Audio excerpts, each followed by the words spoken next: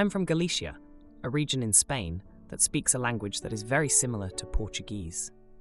My girlfriend is from Barcelona, which is in Catalonia. She speaks Catalan. We live in Madrid and study at the university here.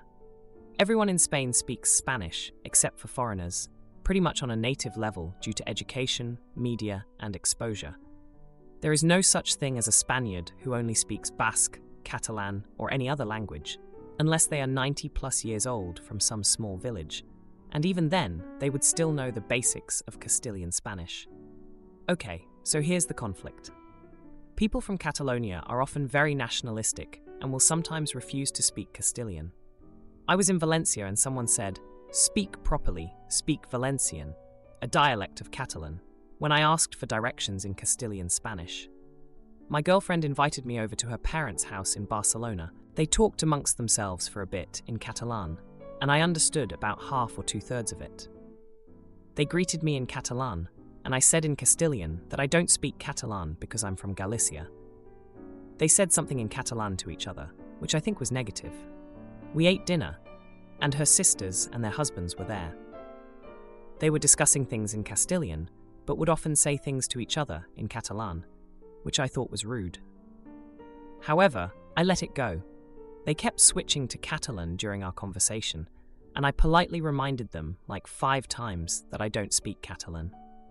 They would go back to Castilian, but then switch back to Catalan. I went outside to take a breath of fresh air, and my girlfriend joined me. I asked her what her family's problem was and why they kept excluding me from the conversation. She said they hate speaking Castilian. I told her that's nonsense because I heard her dad speak in Castilian to someone in Peru during his Zoom meeting.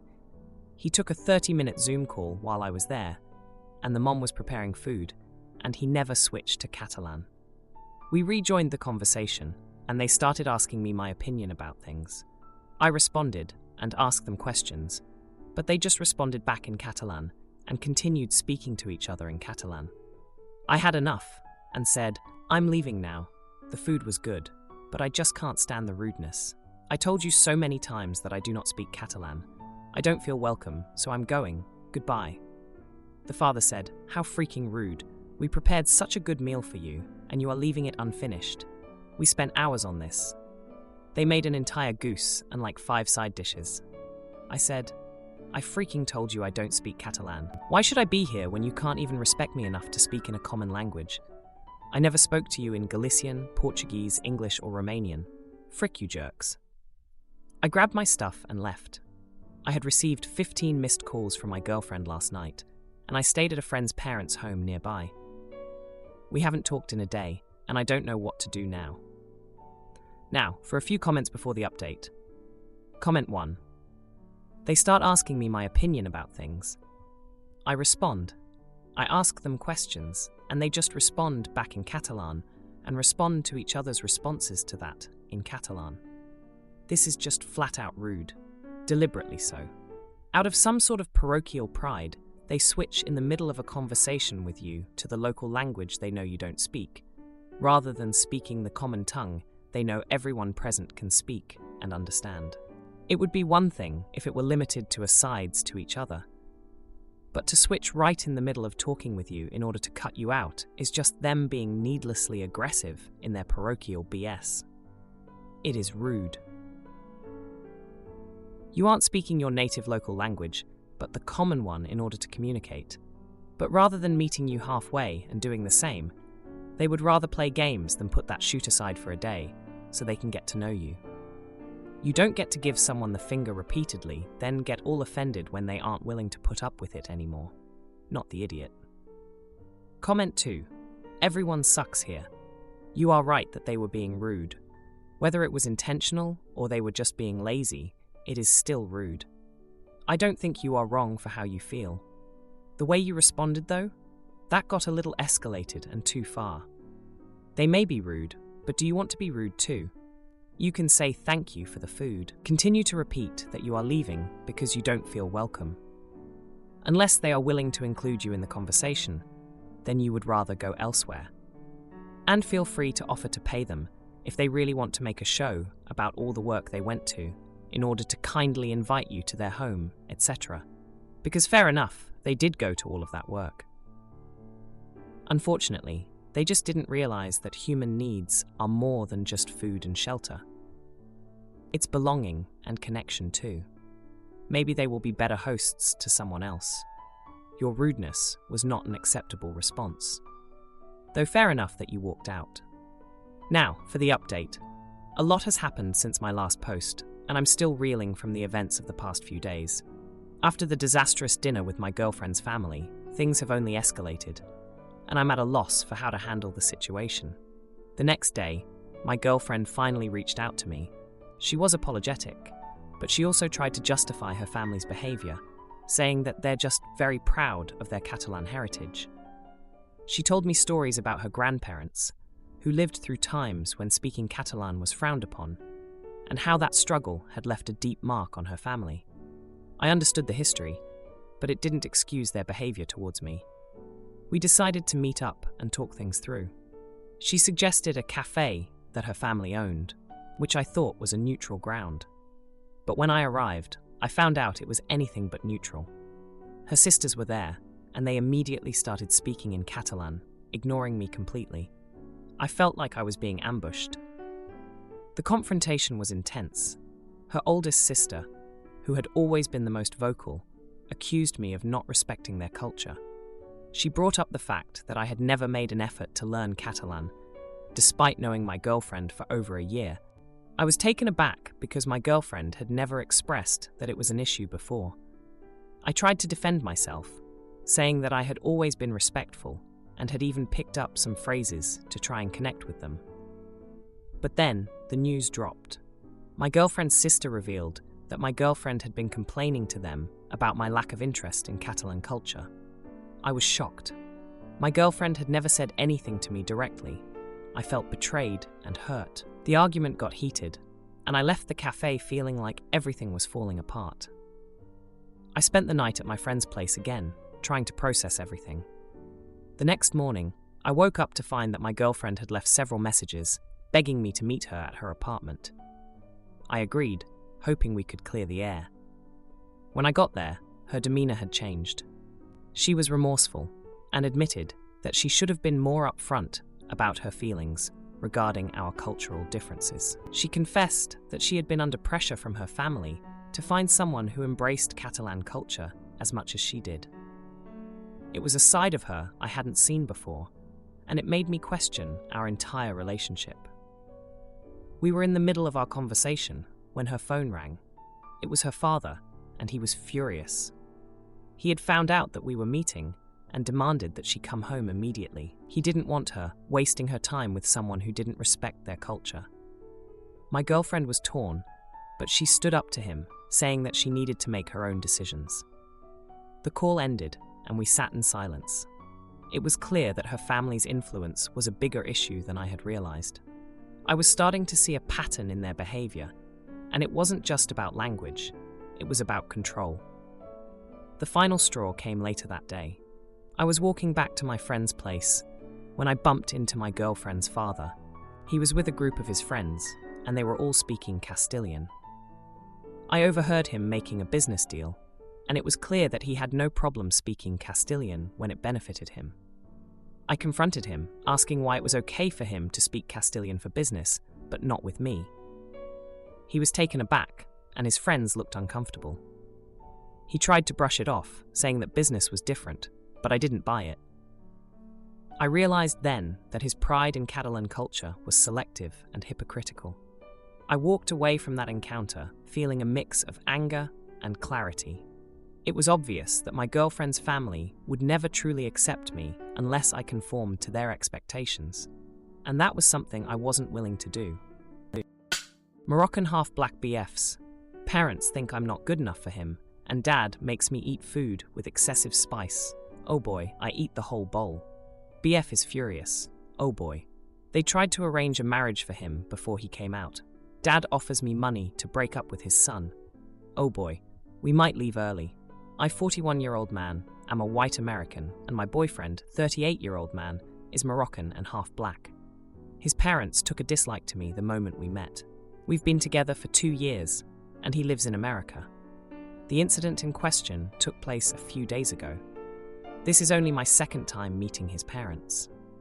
His mother has been relatively quiet, but it's obvious she feels the same as his father, who is on an all-out warpath. They think that I'm a typical, useless American party boy and not good enough for their son, who is an all-around goody two-shoes. They are wealthy government employees who think that they're contributing a lot to the world. Unlike me, now, it is important to note that I am also wealthy, self-made, and high-ranking in my career. So I am not attempting to get on any gravy train. My boyfriend and I are staying at their home in Morocco.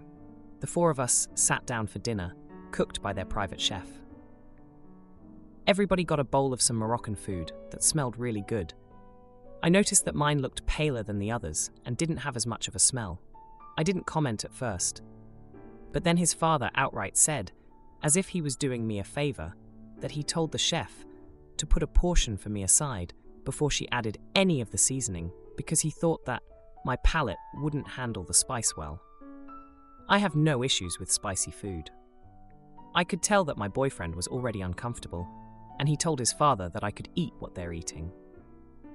I managed to keep my cool, despite being really pissed off, and told him in no uncertain terms that I could handle spicy food. Next thing, he took my food and went back to the kitchen. When he returned, my food was a shade darker than everyone else's. I realized after the first bite that it wasn't just spicy, it was inedible. My boyfriend noticed my reaction and told his father off before telling me to stop eating it. But I didn't. I ate the damn food, and I have never in my life eaten anything like it. There must have been an entire bottle of hell in it, the pain. But I persevered, much to my boyfriend's protests. His father simply watched. I was sweating buckets, felt sick, almost had an asthma attack. Another reason that my boyfriend was angry with me, because I put myself at risk. But I ate the whole bowl. Then I left the table victorious, but dying a death. Fast forward, I've been in bed for 3 days, still feel messed up, may not survive. My boyfriend says I should have been the bigger person and that there were no winners, that eating the whole bowl was as childish as his father was for serving it, and harmed only me. He's been taking care of me, but he's also blaming me. I don't think I was the jerk, even if the last 3 days of our vacation have gone down the drain. Edit. I'm not sure that I made it clear enough. The food was taken, and he intentionally made it inedible. My boyfriend argued with his father afterwards. Anyway, I appreciate the comments, and they cheered me up. I am a jerk, and will apologize to my boyfriend. The comments about him picking a man like his father have really bothered me. I will take that advice to heart. Also, I love the concern for my jerk. It has a hard road ahead, but it will be okay. This has come up a few times, so I'll address it here. My boyfriend's parents know he is gay, and they have accepted that. He is free to be himself in their home. We do not take our sexuality outside of the home while in Morocco. I'd like to show this post to him later, and I'm going to remove this edit before I do. Please, if you are going to comment, there is no need for racism. This is his family and his business. Update. I have apologized, and I am forgiven. I punished myself enough for his liking, but he agrees that his father isn't jerk, and he could stand up for me more. I'm out now. Appreciate the responses and the laughs. Final update. Father-in-law has admitted that he didn't think in a million years I would actually eat the food. The point was that it was going to be inedible, but he won't apologize because I chose to do it. My jerk and I have reached a wary truce. Thank you all for the well wishes. Now for a few comments before the update. Comment 1. Sometimes you have to stare down the barrel of a gun. Intestinal tract. Not the idiot for standing your ground with father-in-law, but damned you owe your boyfriend a huge apology. Also, you'll probably need a donut pillow for the flight home. And ice cream, whether to eat it or sit in it is totally up to you. Comment 2. Everyone sucks here. Father obviously, but you're also being childish. Let your partner handle his family and stop trying to prove yourself to people who don't care. You don't look better for having made yourself sick for days, and now he has to care for you. You're 40 years old. Act like it. Now for the update. Hey everyone, thanks for all the comments on my last post. They really helped me through a tough time. So it's been 2 weeks since the spicy food incident, and let me tell you, things have only gotten crazier. After I recovered from the whole food ordeal, my boyfriend and I tried to keep the peace. But his dad, well, he's a piece of work. He's always been the type to hold a grudge, and it seems like he's taken our last confrontation as a personal challenge. My boyfriend once told me about the time his dad didn't speak to him for a month because he decided to study art history instead of law. So, I guess I should have seen this coming.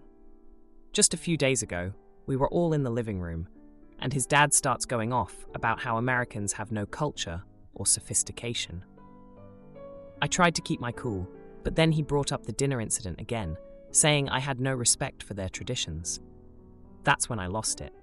I reminded him that respect goes both ways, and if he wanted me to respect his traditions, he should start by not trying to poison me. My boyfriend's mom, who's usually quiet, jumped in and said that maybe if I wasn't so stubborn, things would be easier. That's when my boyfriend finally snapped. He told them they were being unfair and that if they couldn't accept me, then maybe we should leave. His mom started crying, and his dad just sat there, stone-faced. It was a mess. The next day, my boyfriend and I went out to clear our heads. We ended up at this little cafe he loves, and he opened up about his childhood. Turns out his parents have always been controlling. They even tried to arrange a marriage for him with a family friend's daughter before he came out. He's been fighting for his independence his whole life, and being with me is part of that. But here's the jaw-dropping part. When we got back, his dad was waiting for us with a sort of apology. He said he didn't mean to upset anyone, and that he just wants what's best for his son. But then he dropped a news. He's been talking to that family friend again, and they're still interested in having their daughter marry my boyfriend. He said it would be a good match and good for the family. My boyfriend was furious. He told his dad that he's with me, and that's not going to change. His dad just shrugged and said he's only thinking about the future. I couldn't believe it. It's like he's completely ignoring the fact that we're a couple. Since then, it's been tense. My boyfriend and I have been spending a lot of time in our room, trying to avoid his parents. But it's hard when you're staying in their house. We've talked about leaving early, but my boyfriend doesn't want to abandon his mom. She's been caught in the middle of all this, and it's clear she's struggling. And if that wasn't enough, yesterday, his dad asked me to have a private talk. He said he knows his son is stubborn like him, and that he's worried he's making a mistake with me. He even offered me money to break up with my boyfriend and leave. I was so shocked I couldn't even speak. I just walked away. My boyfriend knows something's up, but I haven't told him about the offer yet. I don't want to hurt him, but I also don't know if I can keep this to myself. It feels like everything is falling apart, and I'm not sure how we're going to get through this. I was overwhelmed by my new brunch acquaintances oversharing about their long-term family and mental health issues. But when I tell them I can't be their emotional support, they post on social media about feeling unheard. Oh boy, they show up at my door expecting to be taken in after being evicted. I have had a horrible week. I won't go into every unnecessary detail, but suffice to say, the collision of various medical, work, and relationship stressors all at once have me on my last nerve. I banged my wrist on a doorknob yesterday and sunk to the floor and cried on the spot for half an hour because I just couldn't take one more thing. I had brunch planned for today with a pretty new acquaintance. It was actually scheduled weeks ago, so I didn't anticipate what kind of shape I was going to be in today. We've hung out a handful of times, and we have a lot in common. But she has a bit of an oversharing problem. My life sucks in the short term, because right now, I'm like a lightning rod for 2 years' worth of things going wrong to happen all at once. Her life sucks for more long-term family and mental health-related reasons, which she has started going into with ever-increasing levels of morose detail. I'll be honest, it's way too much for how little we actually know each other. And I am really not in a place to become close friends with someone who chronically does not have a modicum of their life together. But because of my current lightning rod situation, I have not been able to make a clean break. So I figured I would just get through today and then tell her I needed to take a step back when I had a bit of dopamine to spare for that uncomfortable conversation. At around 6 a.m. this morning, she starts texting me stuff like, "You are literally the only person I can trust, and I guess I've got a week to find my own place," and everything falls apart. Like, okay, relatable, but also, what? Girl, I am not your Facebook wall circa 2011. And I'm just thinking ahead to the hour-long intense conversation about trauma that I am about to endure. So I text her back and say, "Hey, I'm really sorry for everything you're going through right now, but I am really in no position to be anyone's emotional support right now. So if you don't think you can have brunch today without bringing up intense stuff, I'd rather just cancel." Her response was basically, "Wow. Okay," followed up several hours later with a bombardment of tweets about how the world doesn't revolve around me and how she's so sorry that the things going wrong in her life right now didn't wait until it was convenient for me. But it sucks to be vulnerable and in need of someone to listen to and be told essentially to shut up. Also, that I care more about enjoying my brunch than I do about being an empathetic person. Now, I don't know if my exhaustion and stress made me act like a terrible person, or if it made it justified to want to have a meal where I could actually relax for an hour. Now, for a few comments before the update. Comment 1. You should have just cancelled. You know how she is, and cancelling saying you were too overwhelmed would have been smarter. A white lie would have been less messy. Then go out yourself to a spa or something. She should take her own advice. The world doesn't revolve around her either, and certainly to take it to social media is completely immature. I'm sure she's hurt, but needs to recognize that you're hurting as well. You'll need to treat each other better. Comment 2. I'm actually going to say, not the idiot. I don't buy that people who overshare and dump on near strangers don't have any idea what they're doing. She trapped you in an uncomfortable position by breaking social rules, and you broke social rules right back, to a lesser degree, to get out of it. You might be the AH in a different situation, but she was already behaving in a way that was not okay. It's not wrong to get out of there and protect yourself. Now, for the update. A lot has happened since my last post, and let me tell you, it's been a rough ride. After the whole brunch fiasco with my acquaintance, things just spiraled from there. So, after she blasted me on Twitter for not being there for her, I thought that was the end of it. But no, she took it a step further. She started telling our mutual friends that I was this cold-hearted person who abandoned her in her time of need. Now remember, we weren't even that close, but suddenly I was the villain in her story. It's not like I didn't have my own stuff going on. Just last week, my boss had piled on extra work because a coworker was out sick. I was already drowning in spreadsheets and deadlines, plus my dog had been sick, and the vet bills were piling up. It was like everything that could go wrong was going wrong. But back to the drama. One of our mutual friends, let's call her Sarah, confronted me about the whole situation. Sarah and I go way back, and she's always been the type to get involved in other people's business. She accused me of being insensitive and not understanding mental health issues. I tried to explain my side, that I was just overwhelmed and couldn't handle more stress, but she wasn't having any of it.